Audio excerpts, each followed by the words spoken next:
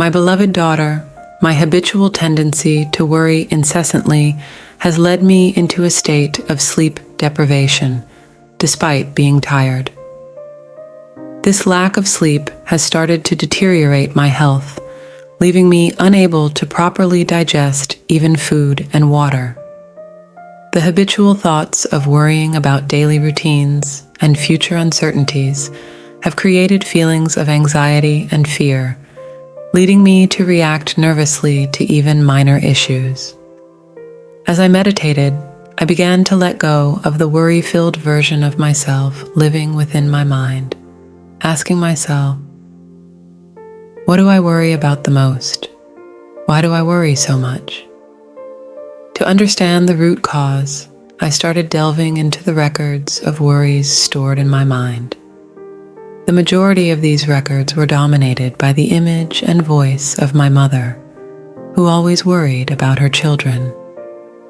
I started to reconnect with my childhood self, emotionally reliant on my mother's comforting presence. My mother, who was always anxious, especially about her children's futures, imprinted her worries onto me as positive attributes, shaping my habitual anxious thoughts. Through automatic learning, I realized that my habit of worrying had become ingrained in my personality.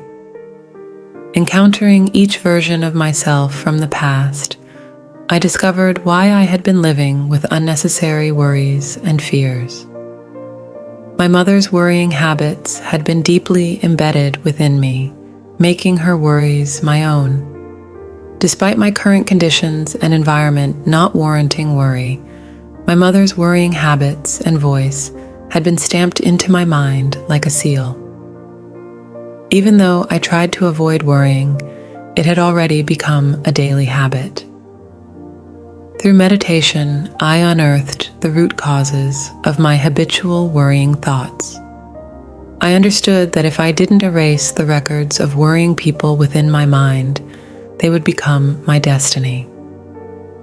If I allowed the numerous worry monsters residing within me to remain, their thoughts would attract negative outcomes into my life.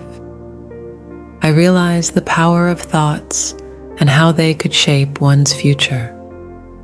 Understanding why my meditation teachers emphasized discarding everything within my mind as worthless became clear to me. My dear daughter, I believed that worrying about you was an expression of my love for you. However, through meditation, I realized that my worries about you, though invisible, sent negative vibrations your way. I understood that the worry monsters within me were killing me and harming you, the object of my worries. A fierce internal battle began as I closed my eyes and started to discard all the worry monsters living within me. I also learned that traditional Korean cultural beliefs mistakenly equated worrying about relationships with love.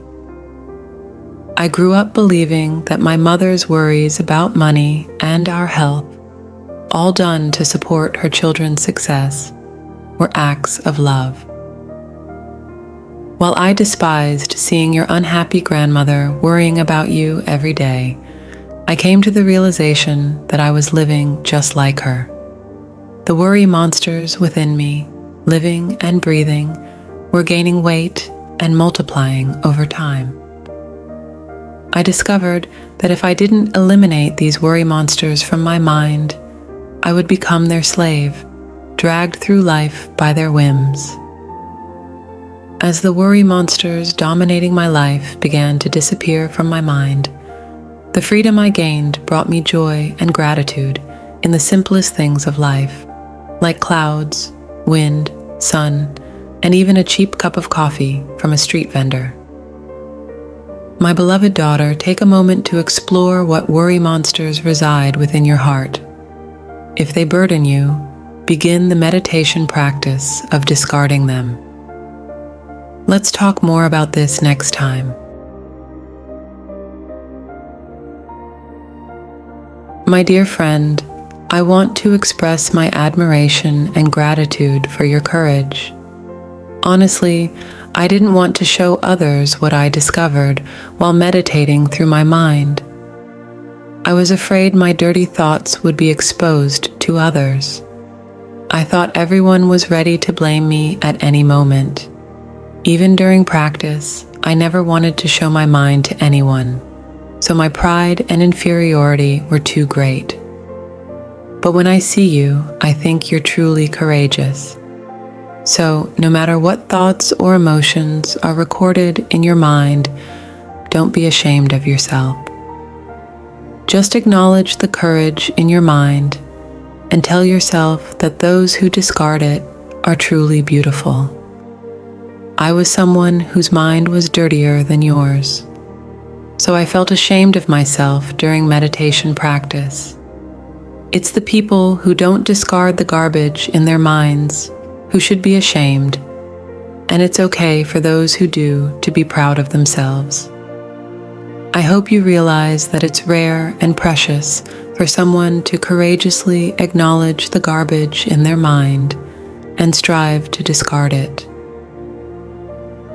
I hope you never forget that I always support you in your fight to discard your mind world and find true happiness. I will talk to you soon. Thank you. My daughter. As I began practicing meditation in the beginner's course, I started to let go of my worries. Among the various emotions I have, the feeling of worry in particular clung to me like skin, becoming a natural part of me.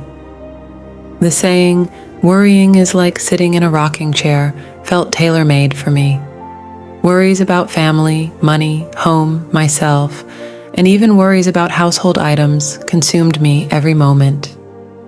Perhaps if there were a competition for worrying, I might have won first place worldwide. I dedicated about 2 months intensively to meditation, aiming to find and discard the worries embedded within me. And suddenly, I discovered myself not worrying. I was amazed to find that the worrying part of me was gradually fading away.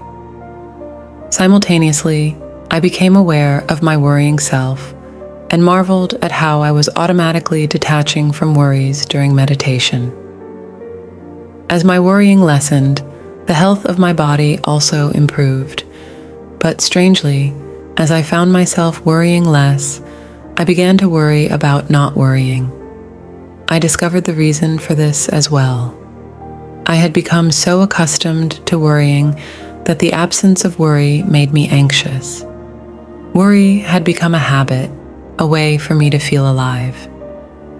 Through meditation, I learned that many people hesitate to let go of their negative emotions, even though they find them tiresome and stressful. A student from Mongolia who began practicing meditation with me eventually stopped. She had experienced an incident in her childhood where her parents left her alone at night, triggering a fear of darkness that persisted into adulthood. Despite attempts to let go of these memories during meditation, she sought comfort from others instead of confronting her fears. She hoped for continuous reassurance from her meditation companions, using her trauma to gain attention. Eventually, as nobody wanted to hear her stories anymore, she left resentfully. While sharing stories over tea with my meditation companions, I realized that humans often exploit their negative emotions for personal gain. I, too, recognized that beneath my worrying habit was a desire for self-validation. I mistakenly believed that worrying about everything around me was a way of showing love. My beloved daughter, humans constantly seek validation from others to feel their worth, often because they have lost their true selves. Until one achieves enlightenment, true happiness, the purpose of life remains elusive, like trying to grasp a rainbow. Throughout history, Various religions have sought to define truth, but for the common person, becoming the truth is impossible. Truth often challenges our everyday beliefs, appearing different from our perceptions. The truth is not far away. It resides at the very bottom of your mind. When you start cleansing the world your mind has created and yourself within it, the light of true truth begins to shine from within you. Real truth is utterly ordinary. It's nothing exceptional. Everything in this world is complete just as it is. Notions of superiority or inferiority are mere illusions created by human thoughts. When you search for the essence of this world within your mind, you can solve problems that even the most learned scientists cannot. My daughter, stay healthy, and let's talk again next time.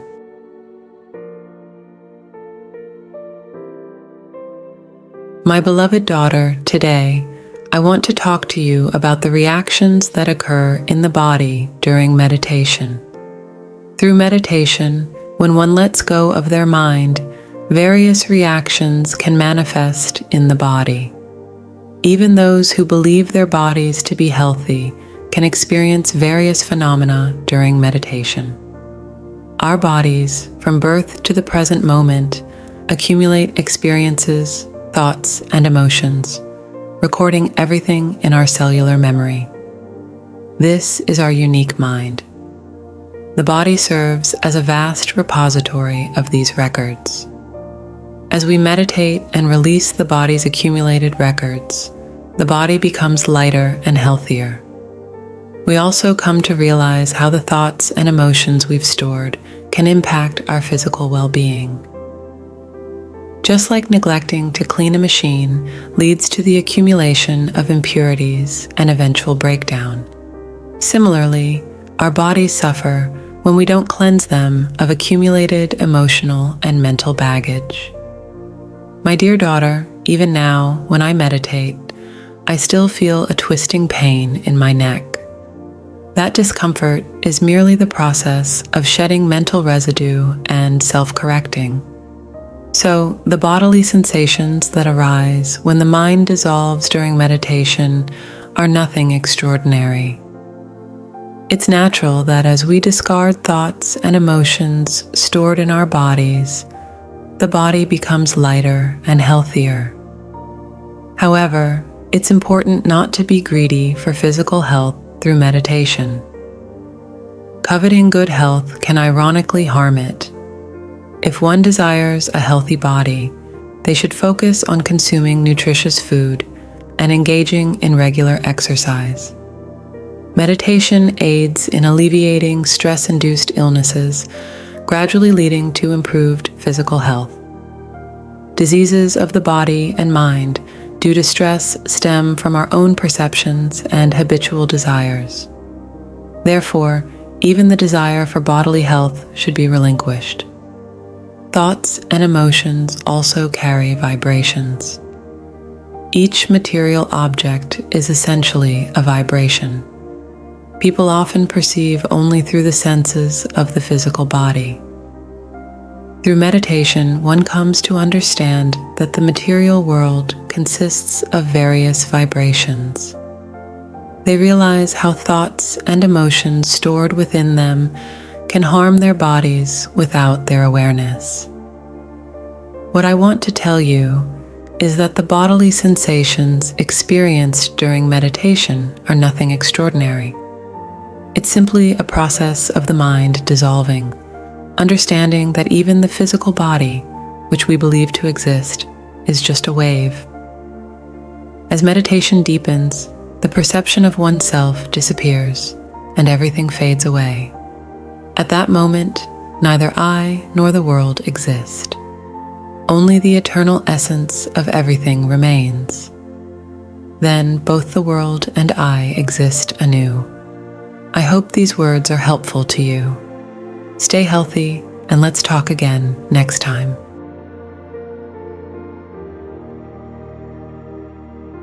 My beloved daughter, I lived without knowing how precious and valuable my body was. I mistakenly believed I lived valuing my body. However, through meditation, I came to recognize the daily habits of my body that I had never paid attention to before, and I realized how much I had wasted my precious body on meaningless acts. I saw clearly that I had exhausted my precious physical self to satisfy desires rooted within. All the books I read, the food I enjoyed, the clothes I wore, the drinks I indulged in, what were they for, I questioned. So I let go of all the actions I had done with my mind. In doing so, I understood the reasons and causes behind all my actions. The habitual bodily actions I engaged in were manifestations of desires and cravings I had built within my mind, using my body to express them.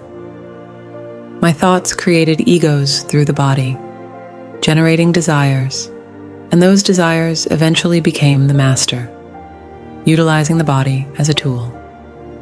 To return to my true self, I had to discard the idea that this body was me, and even the idea that I existed.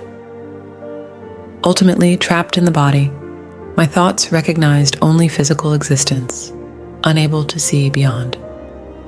Then, the question arose, what is my body? As my meditation deepened and my egos and desires began to fade away, I realized that the material world and the material body were non-existent. If one equates oneself with the body, one knows that they are born, live, age, become ill, and die. And I discovered that this imperfect material world and material body are crucial tools for creating the real world and the real self. Could it be said that this imperfect material world and material body are simulations created by the Creator to form a perfect world? With the disappearance of desires and egos, one can understand the purpose of one's existence, to become one's complete self. The reason and purpose for your body's existence are to become your complete self. Explaining this to you might be difficult for you to understand. Therefore, through meditation, I urge you to examine your own mind. I emphasize once again, the reason and purpose for your birth are to become your complete self. May your precious life not be solely dedicated to fulfilling emotional hunger and physical desires, believing that to be your happiness, only to one day age and fall ill, disappearing completely. The death of the body is like discarding worn-out clothes. When you know who you truly are and live your life, there is true joy and happiness. In all your daily encounters, in the people you meet, in the sky you face, in the wind you feel, in the rain you encounter, be grateful, joyful, and happy. Many people live trapped in the finite time and space of the body and eventually fade away. Humans are noble and sacred beings. However, if one only strives for their worth in the consumption and life of the finite body, they have no value. They are just like ordinary animals, or even like the famous AI robots of today. Just as a beautiful gemstone buried deep in the earth must be polished by a craftsman to become a precious gem, if that gem remains buried as a rough stone and one day shatters and disappears, it is nothing but a worthless rock. To find one's true worth, one must discard the karma, habits, and body recorded within self. Instead of becoming a worthless stone that disappears, discard the false self and become the true self, which is valuable and beautiful. This is possible only when the body is alive. It is impossible without the body. Just as a gem cannot be transformed into a valuable gemstone without the rough stone, humans must have a body called the rough stone to be transformed into a valuable gem. There is a way to make oneself beautiful and valuable. By discarding the false self, one can become a valuable and beautiful truth. Only by becoming the truth can one live in the land of truth. Only the truth is eternal and complete. The perfect and eternal land cannot be known by human concepts and customs, nor can it be imagined by human imagination. It is a land of joy, happiness, and freedom beyond human imagination. It is a land without lack.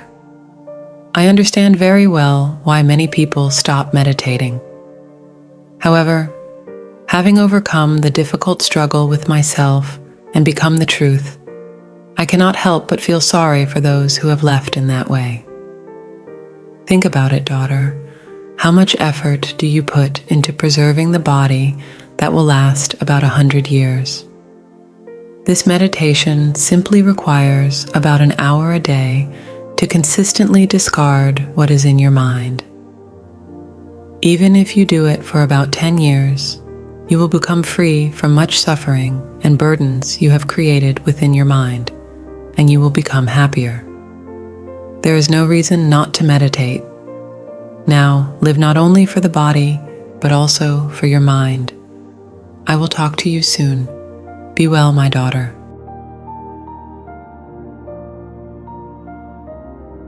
My daughter, as you end the day and lie in bed, close your eyes and have a brief conversation with yourself. Think about moments when you felt happy. Reflect on why you felt happy. Remember what you were thinking while feeling happy. During those moments of happiness, did you only have pure happiness, or were there other emotions mixed with happiness? Ask yourself during those moments of happiness, did you truly feel only happiness? Now, recall moments when you felt unhappy. Think about why you felt unhappy. Remember what made you feel unhappy. Ask yourself during those moments of unhappiness, why did you feel unhappy? What do you think happiness is? What do you think unhappiness is? Only you can answer these questions. If you listen to the honest answers from your mind, you will make a remarkable discovery. Realize that the concepts of happiness and unhappiness constructed by your mind can make you both happy and unhappy. Then you will know how to become happy. Break the concepts you hold about happiness and unhappiness. By breaking free from these narrow views, you will realize there's greater happiness beyond, not confined to the limited concepts you hold. My dear, no one in this world and nothing in this world can give you true happiness. I hope you won't waste your life seeking happiness from others. Your happiness can only be given by yourself. Stay healthy and see you next time. Do you remember Mom's friend Amy? She started meditating after seeing how I was changing while meditating. But she stopped meditating after just a month, saying she couldn't do it anymore. Then, after a couple of months, she came back, saying she needed to start again. I never asked her why she stopped meditating, and later I asked her about it. She said she didn't want to admit that the records of her past thoughts and emotions inside her mind were too dirty when she brought them out and threw them away. So she closed her mind and ran away. However, after thinking for many days, she realized she didn't want to live with the records of her thoughts and emotions inside her mind. So she gathered the courage to clean her mind and started meditating again. I was the same. In my mind, library, there were videos of my entire past, and as I threw them away, I realized that all my actions in life were just masks. I was just an actress following the script of life without ever living as myself. I had packaged myself in various beautiful ways and deceived myself into thinking that was who I was. But as I threw away those masks during meditation, I realized the unmasked me wasn't a good person. It was a shock to discover the negative thoughts and emotions covering my mind, realizing that my whole life was collapsing. But as I meditated, I saw my negative thoughts and emotions being discarded, and my mind becoming cleaner and clearer, giving me hope that cleaning my mind was possible. So I diligently continued meditating. However, as meditation deepened, I realized that both my negative and positive thoughts were constructs of my own notions of good and evil. At the beginning of meditation, I realized I was judging my mind according to my own notions of good and evil. Still, at first, cleaning my mind was the beginning of meditation, and there was an effect of feeling lighter and more comfortable as I cleaned away the negative thoughts and emotions in my mind. Confirming that cleaning the mind was possible, I gradually began to feel the joy of meditation. Amy and I had happy times walking along New York's East River until dawn, talking about cleaning our minds.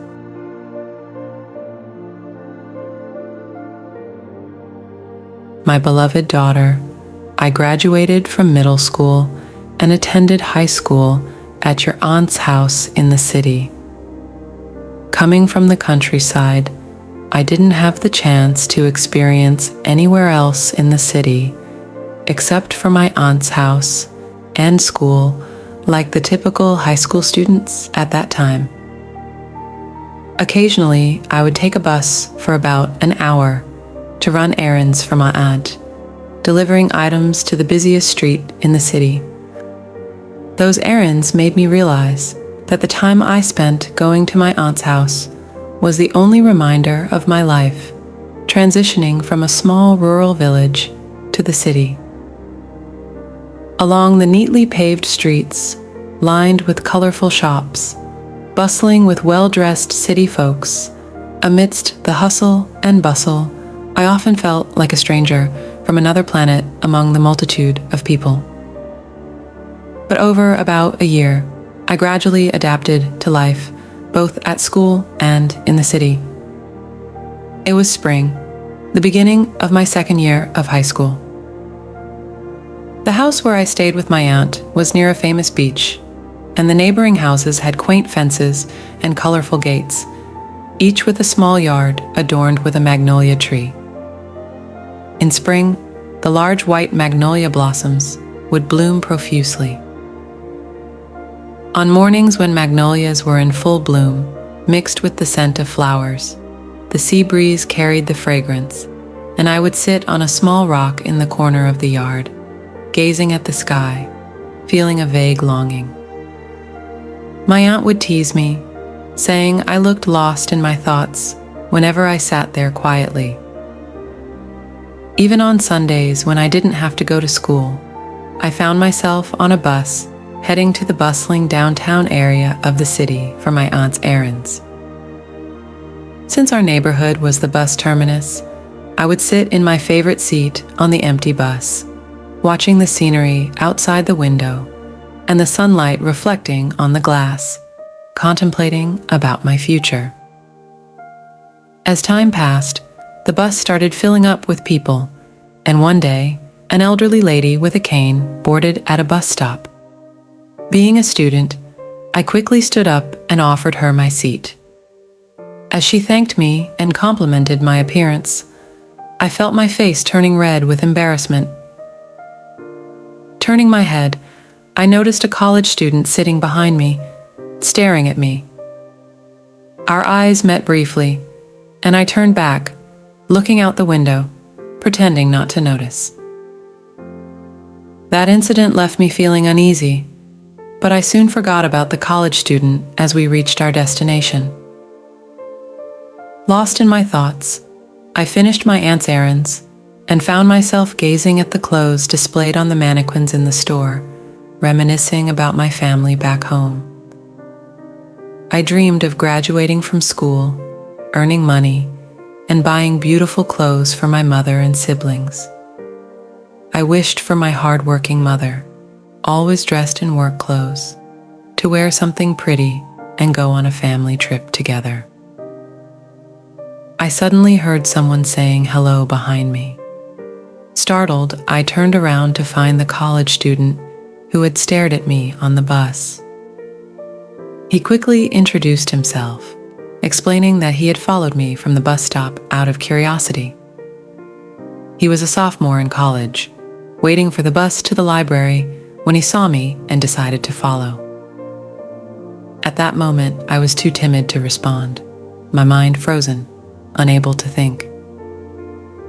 Without saying a word, I quickly made an excuse and boarded the bus home, even though he continued to follow me. I wanted to ask why he was following me, but I couldn't bring myself to speak up. Arriving home, I tried to brush off the encounter as just a strange happening. The following day at school, I shared the experience with my close friends. Their imaginations ran wild, concocting romantic stories about my encounter with the college student. Their fantasies amused me, but little did I know that the encounter would turn into a real-life romance. I thought the incident would end as a mere happening, but a week later, after school, I found the college student waiting for me at the school gate. He handed me a letter and waved goodbye before disappearing. My friends were ecstatic, but I was bewildered, not knowing how to react. During my high school years, dating could lead to expulsion, and being from a conservative rural background, dating before the age of 20 was strictly forbidden. Back then, even for a brief outing, students had to wear their school uniforms with a school badge displayed. Sometimes teenagers would sneak out in regular clothes, only to face severe consequences if caught, with their names prominently displayed at the school gate, along with the punishments assigned. I grew up with a sense of responsibility not to disappoint my mother, who worked hard in our small village. Dating before turning 20 was considered a taboo. The college student had managed to find out which school I attended by recognizing my school uniform and badge. Thus began my first love. He would wait for me diligently every day, handing me letters and occasional gifts, showing genuine affection and warmth. The letters were filled with heartfelt sentiments and depicted his family life in contrast to my humble upbringing in the countryside. He came from a more affluent household, where he received love and attention from his warm-hearted parents. His consistent presence and gestures gradually endeared him to me. On rainy days, he would offer me his umbrella. During that time, I was starving for warm attention and affection, eagerly awaiting him every day, smiling at me and turning back as if he had come riding on a white horse like a prince. However, as a year passed and I entered the spring of my third year of high school, he disappeared without a word. Every day, I had painful moments of waiting, wondering if he would be waiting for me in front of the school. The agonizing wait, like my heart being soaked in salt, made me realize that the scars of first love lingered in my heart for a long time as I meditated and tried to extract memories of first love. And the time I met him again was one day when I was preparing to graduate from high school and go to college. As a country girl, I was very sensitive and emotional, and the painful waiting I had while waiting for him awakened my deeply ingrained pessimistic nature, and I suffered from depression due to the wounds of first love. After a year of silence, he appeared again, looking perfectly fine, smiling at me as I came and went from the house where I stayed. I didn't want to believe that he had left me, but the harsh reality was that his changed heart had left a long-lasting scar in my heart. After 6 months of painful waiting, I, along with my friends, visited the music cafe he often mentioned in his letters to see how he was doing. I hoped that something bad might have happened to him, preventing him from coming to me. Even though my heart was hurting, I wanted to confirm the fact that I had been abandoned silently to sort out my feelings. Wanting to know exactly why he didn't come to me, my friends and I disguised ourselves as adults, taking off our school uniforms, and visited the music cafe he frequented. That day, through the owner of the cafe, we confirmed that he occasionally came there. He was just living his daily life, perfectly fine. At that moment, I was so betrayed that I couldn't even shed tears. The certainty that he had a clear reason for not coming shattered all the painful times I had spent comforting myself. If he had just honestly said that he had momentarily lost interest in me, maybe I wouldn't have developed such a deep distrust of love.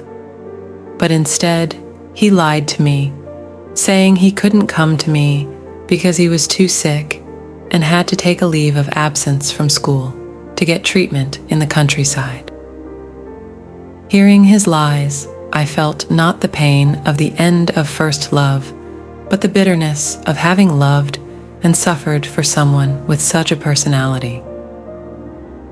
I was angry at myself for loving someone who had left me, and I felt my wasted time waiting for him was worthless. I felt so worthless. I cried because I felt so foolish to have held fantasies about love and to have had such naive beliefs about him. My first love shattered all the fantasies I had about true love. It left me with a deep, dark feeling of distrust in my heart, and since then, I have never had unconditional trust in romantic relationships. Unconsciously, I always thought that the other person might change their mind and leave me. Meditating on the memories of first love, I realized why I had failed in several relationships. The pain of my first love was so intense that I didn't want to experience it again. I didn't trust men who claimed to love me anymore. When someone said they loved me, I wondered how long their love would last if I looked at them. My love became nothing more than a transaction. I loved as much as you loved me. I didn't believe in any love that came to me and always prepared to leave. Because of my personality, those who loved me wholeheartedly left me, causing me pain. Those who left me with scars became another wound in my heart, and I became more disinterested in romantic relationships. For me, love became a fair relationship where I gave what I needed and received what the other person needed. When the fairness of love that I thought of collapsed, I became more detached from the other person. Now, my heart is full of love, and if you ask me the happiest moments in my life, I can confidently say that it was the time I spent meditating and gradually removing the painful pieces of sadness lodged in my heart, realizing that I was throwing away many versions of myself who had loved and suffered. My heart, filled with love, is happy every moment. The world is full of love and is so beautiful with its light. This, I have come to believe, is true happiness. I met myself, who erased love from my heart out of fear of too much pain, and as I gradually removed the painful thorns lodged in my heart, I began to feel my warm heart come alive, realizing that my love is infinite, so I don't need to receive love from others, but rather I can give love to everyone. I am happy to become someone who can give love, not someone who begs for love. My heart is full of love, and I am happy every moment. The world is full of love, and it is so beautiful with its light.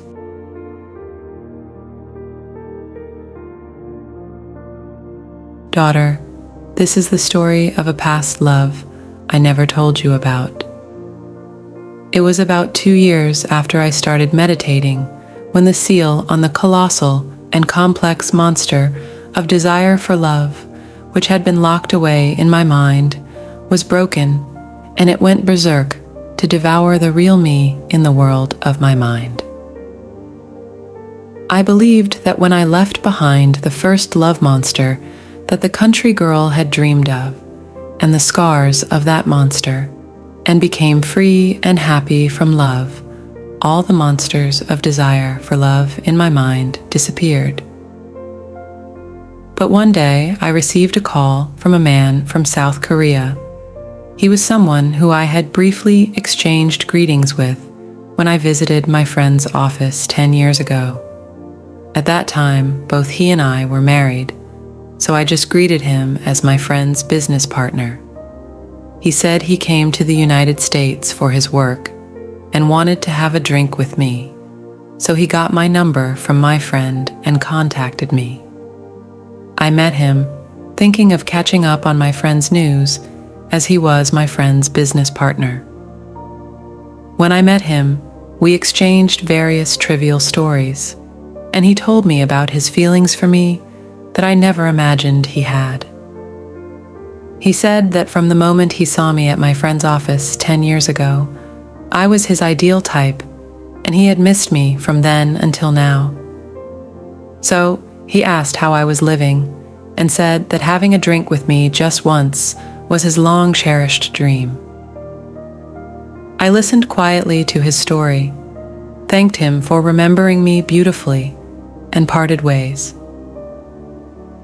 At that time, while meditating, I realized that since he was my friend's business partner, he had been longing for the ideal image of me that he had created in his mind for 10 years.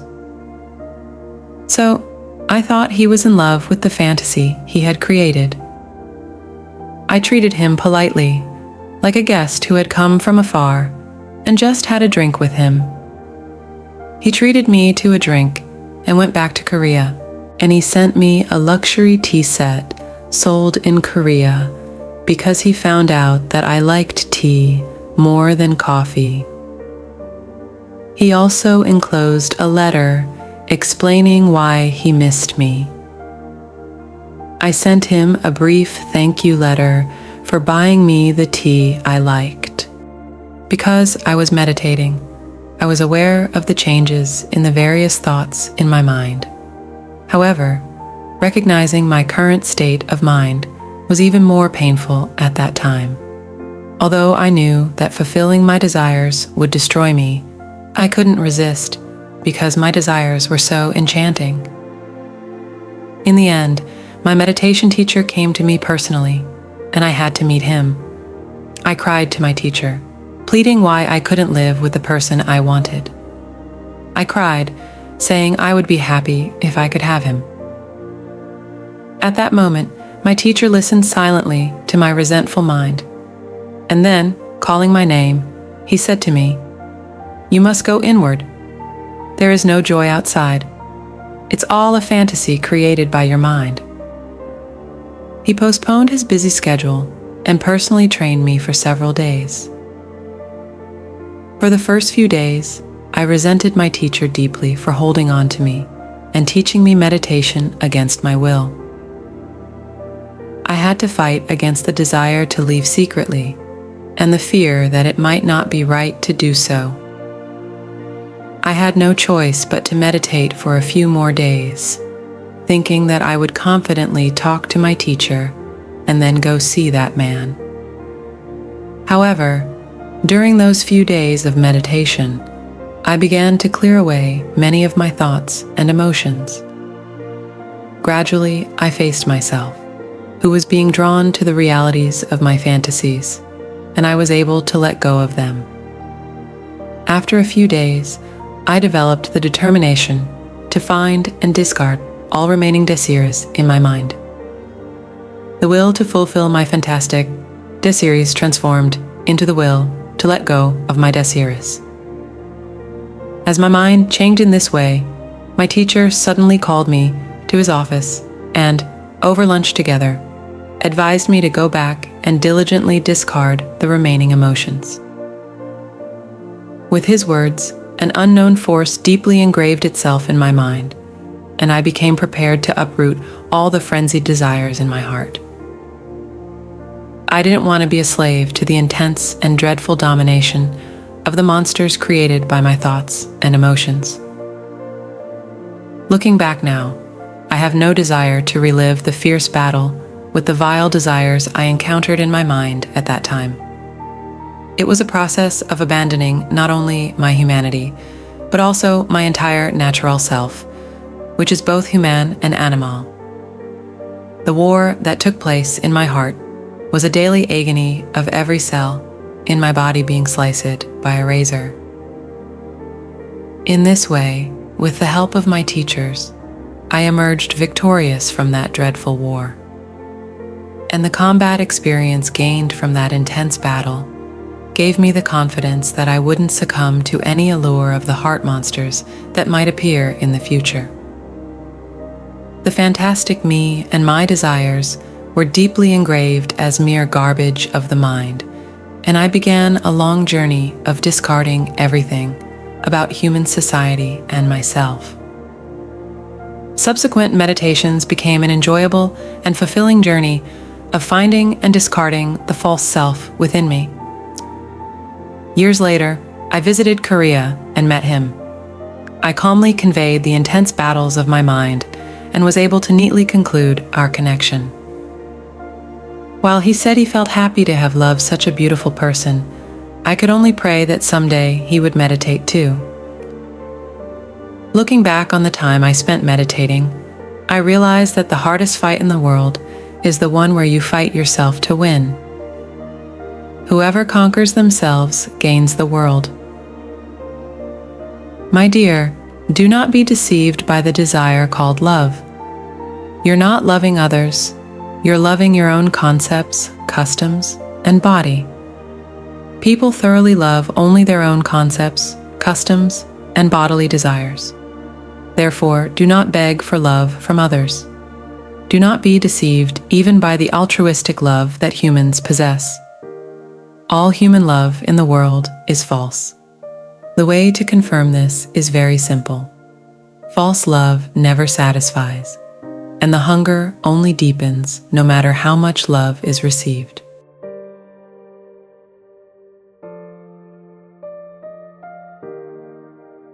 My daughter, as I discover each past version of myself living in the world within my mind, and as I discard the thoughts and emotions they created, I come to realize my obsessive attachment to my body.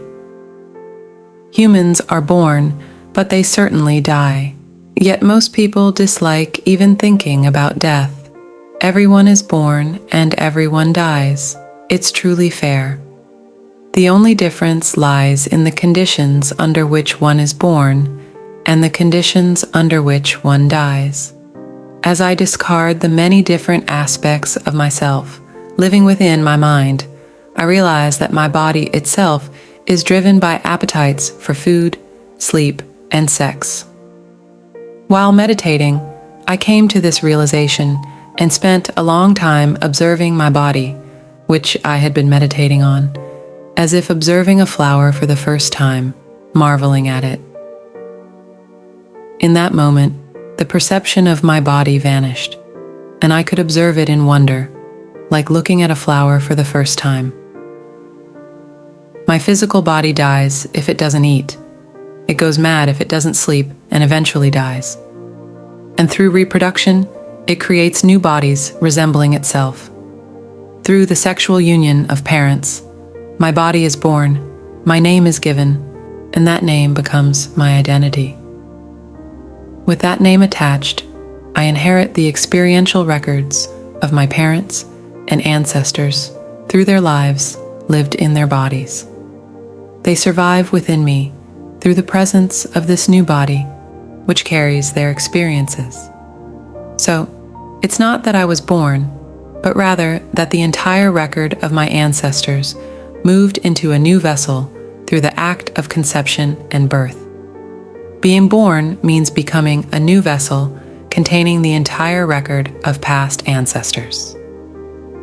The act of birth is simply the transmission of the entire record of ancestors and the experiences of their lives into a new vessel through conception and childbirth. It's a question? Then, since dying is easier than living, is the act of striving to survive instinctual? It is instinctual. Survival is natural. Life has no concept of death. It's life because there is no death. The instinct to survive without the concept of death is instinctual. This might sound a bit complex, but it's all understandable through meditation. Humans are born to live, but human minds are trapped within the body, viewing the world from a bodily-centered perspective. Thus, there is death. However, humans have the instinct of life, and through sexual acts, they regenerate their bodies, transferring everything into a new body and dreaming of eternity. Through meditation, I came to understand the previously incomprehensible violence of humans. When feeling the threat of bodily survival, humans instinctively prepare a vessel to move themselves to preserve all their bodily experiential records. Thus, throughout human history, in times of war threatening bodily survival, violent acts such as rape occurred frequently. When conditions threatening bodily survival arise, only the animal instinct of survival remains, and cultural reason and emotion vanish. Since all bodily experiences are believed to be oneself, behaviors to preserve oneself, as time goes by, become abundant. From the instinctive animal behaviors to preserve the body, people have created various new desires. I would call it human civilization and culture. For the pleasure of the body, to make it tastier, more beautiful, more fragrant. The same goes for sleep, to make it more comfortable, pleasant, and beautiful. Also for sex, to make it more enjoyable, stimulating. Desires for maximizing sensory pleasure in the body's survival pursuit have led to the development of material civilization and the flourishing of cultural aesthetics, what we call art. Fields we call art, science, and philosophy are all just emotional pleasures to make the senses of the body happy. Survival instincts, leading to the pursuit of bodily convenience, have brought about the development of material civilization, and desires for sensory pleasure have developed what we call cultural brilliance, what we call art. The difference between humans and other animals is that humans can think about instincts. Meditating, there's also joy in understanding the contents of Genesis in the Bible. While meditating, I feel myself getting smarter. Many things that were not understood become easy to understand. Everything about me is recorded in your body. Everything about your father is recorded in your body.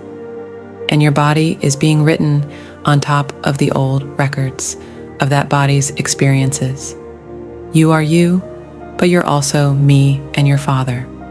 The roots of all your thoughts and actions lie in the thoughts and emotions about the experiences of life from all your ancestors and your parents. We could call it your deep unconsciousness. Every cell in your body is a storage unit, recording everything. When I look at you, I can see everything about myself like a mirror. And when you look at me and your father, you'll see yourself. I'll contact you again next time.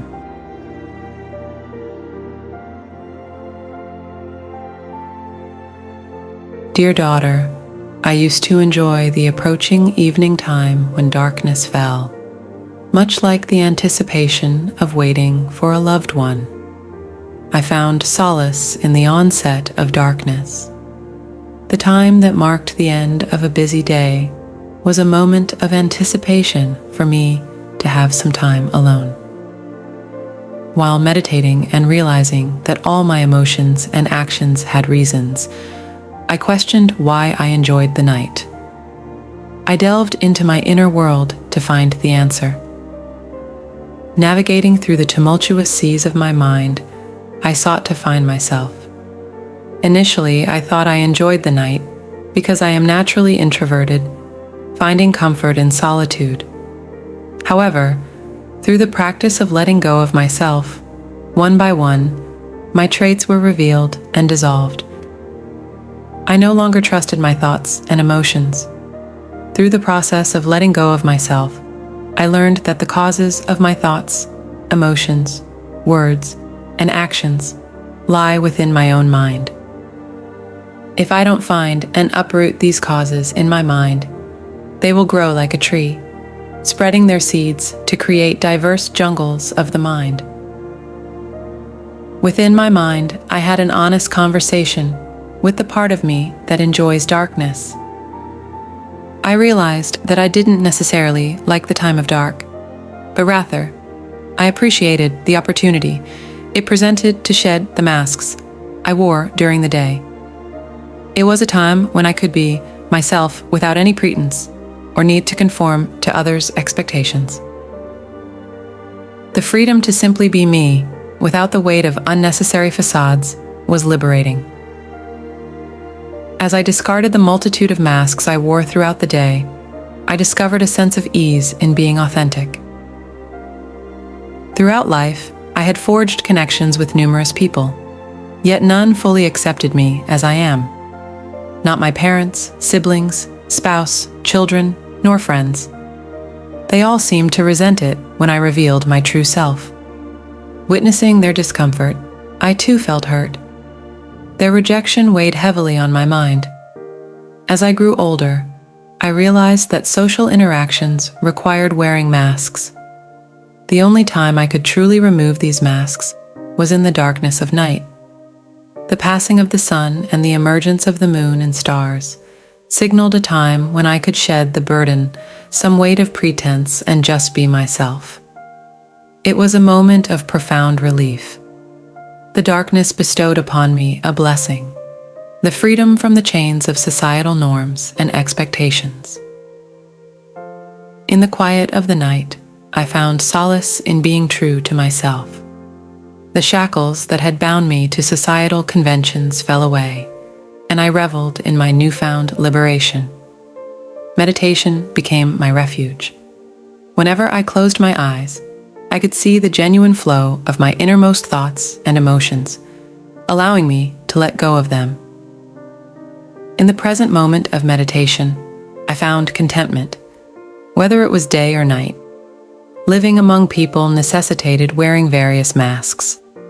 However, now these masks no longer felt burdensome. Understanding that life is but a dream, I embraced the roles assigned to me on the stage of existence, much like a skilled actor in a captivating play. I will talk to you soon, my daughter.